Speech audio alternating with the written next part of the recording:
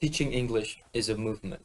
It is the teaching of how to use the language, teaching about the language, teaching about the world through the language, and teaching how to change that world through the language. And for this, we want to train the best English teachers. But how? How do we train English teachers? We tend to think that teaching the theories of teaching English will do just fine. But what theories? Do we give them the philosophy of education? Do we teach them the science of language?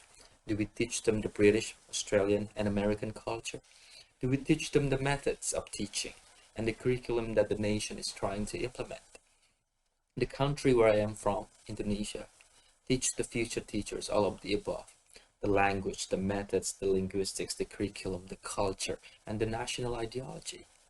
But when we teach the future teachers about these theories or concepts, how do they use it? We need to know this. Knowing how they use it in their teaching is the key to know how to better teach them to teach. So this is what my research is about. I wanted to know how the student teachers of English use the large amount of theories in their teaching. So, by using the theory of how people gain and use knowledge, I dig deep into the minds of my 6 participants. I observed them, I talked to them, I interviewed them, I read their documents, and I read their journals. And what I discover is striking. Of the 6 student teachers, 4 of them follow the method that the government asked them to do. One of them even followed the method very religiously. One of them wanted to, but failed because his students kept screaming they wanted to leave the class 30 minutes earlier, so the teacher gave up. And what's most interesting is the 2 of them rejected the theories and the methods demanded by the government. These are the rebels. They're rebellious. They don't follow the rules. But why? And is it bad? Well, I don't think so. They believe that their ways of teaching is better for them and better for their students.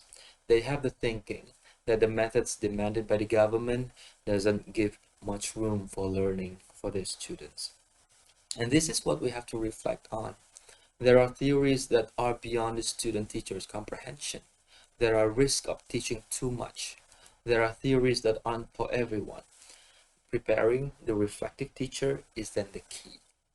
This consideration should go into the teacher education curriculum.